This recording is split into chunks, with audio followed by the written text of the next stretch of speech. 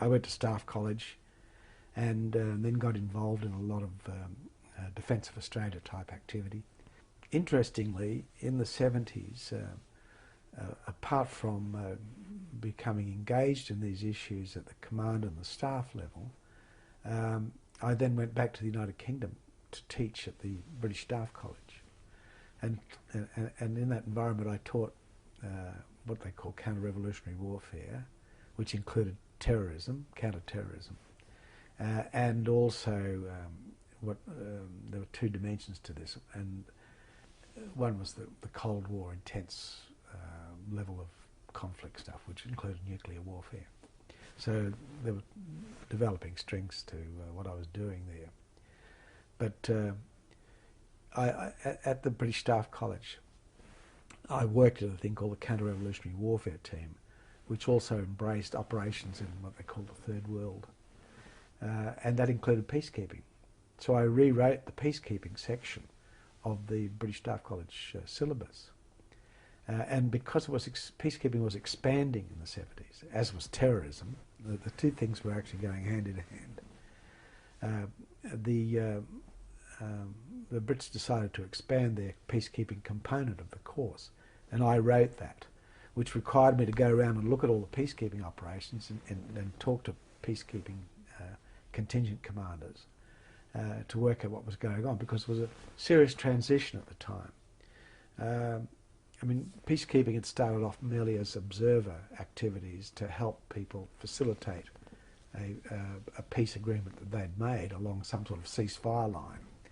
And then it had gone from there into the interposition of peacekeeping forces, and primarily in the Middle East, with the United Nations Emergency Force after the Suez War. But it was moving into more complex peacekeeping in the Lebanon at the time, and the force that was interposed, UNIFIL, in the 70s, was in a very dangerous predicament. And this force between the Arabs and the Israelis along that Lebanon-Israeli line, and there were lots of complex things happening. So the Brits decided to expand their staff college component on the basis of that experience. And so I got involved in this sort of transition phase. And I wrote an exercise for the British War College.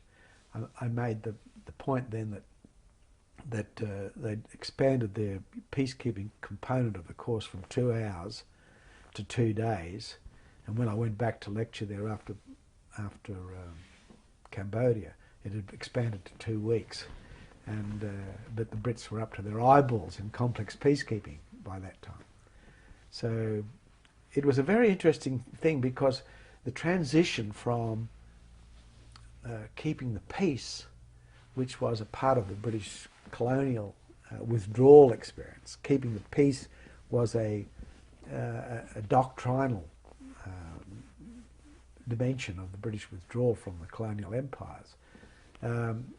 There was a natural transition from that into peacekeeping, but a lot of peacekeepers thought that they were still keeping the peace. And the difference between peacekeeping and peace enforcement resides along this axis between keeping the peace, the old colonial thing, through to peacekeeping, okay, which is actually helping.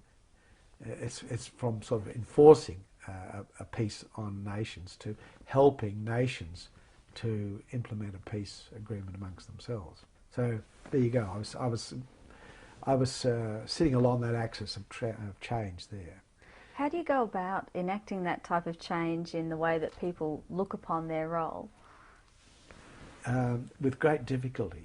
I mean, I had this problem in Cambodia within my own force, for example, where I had people with the old keeping the peace experience, like French Foreign Legionnaires, even the Dutch, and some Australians who were, from the keeping the peace philosophy, and they didn't quite understand that they were actually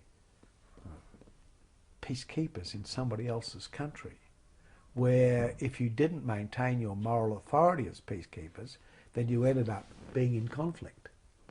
You became part of the conflict instead of part of the solution.